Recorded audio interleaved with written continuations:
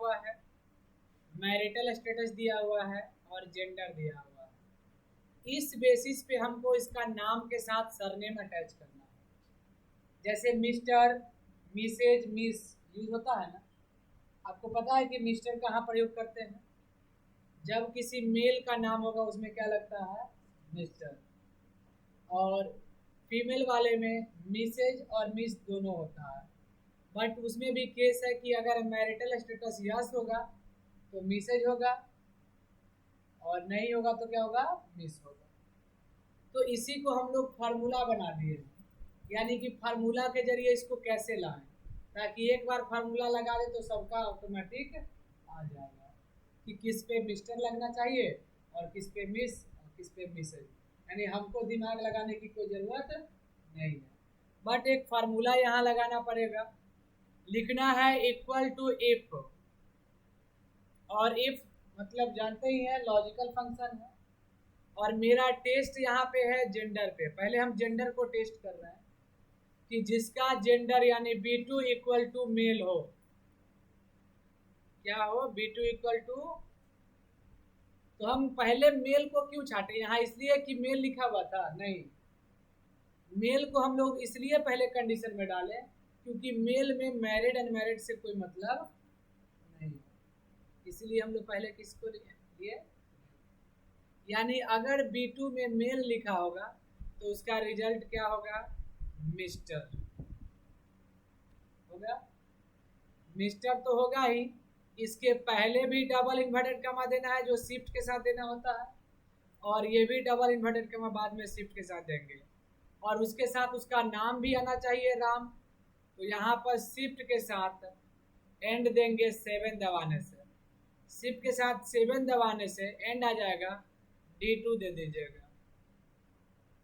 D2 मतलब नाम। अब कॉमा कर दिए, यहाँ मेल होगा तब ना इसका नाम आएगा और मिस्टर आएगा, लेकिन जहाँ पे मेल नहीं होगा वहाँ पे क्या होगा? अगर यहाँ दो लिस्ट है मेल और फीमेल, अगर जहाँ पे मेल नहीं हुआ वहाँ पे क्या होगा? फीमेल। अगर कंडीशन में मेल नहीं है तो क्या है? फीमेल है। तो अब हमको पता चल चुका है कि इसमें अगर मेल नहीं है तो कौन है? तो जब एक बच जाता है तो हम उस पर कंडीशन भी नहीं लगाते हैं, बचा हुआ वही होगा फीमेल। हम कंफर्म है कि अगर हम मेल छांट लिए हैं तो कौन बचा है? यहाँ पे फीमेल छटा हुआ है। अब हमको सीधा कंडीशन यहाँ पे देना है, इफ लगाकर, और कहते हैं कि जिसका मैरिटल स्टेटस यस होगा। किसका? ये मेल का मैरिटल स्टेटस या फीमेल का? C2 इक्वल टू यस होगा। किसका होगा? मेल वाले का कि फीमेल वाले का?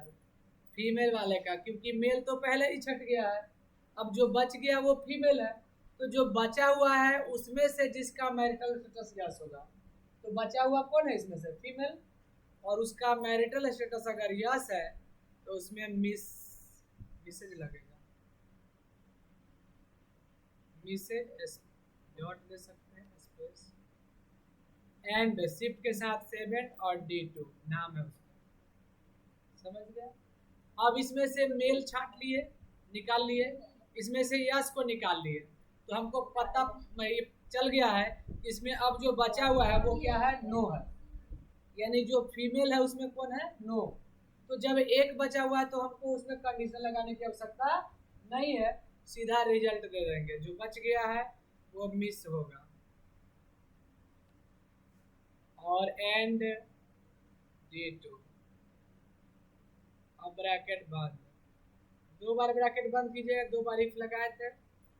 अब यहाँ जैसे ही ड्रैग कीजिएगा देखिए आ गया Mr Ram, Mr Mohan, Mr Sita, sorry Mrs Sita, Mr Raja, ये सब इसके कंडीशन पे है। राजा यहाँ पे मेल है, यस है, इसीलिए इसमें मिस्टर लगा, लेकिन मेल में तो यस नो से कोई फर्क नहीं पड़ा, लेकिन फीमेल में देखिए यहाँ पर यस है तो मिसेज है और नो है तो क्या है? मिस है। समझे?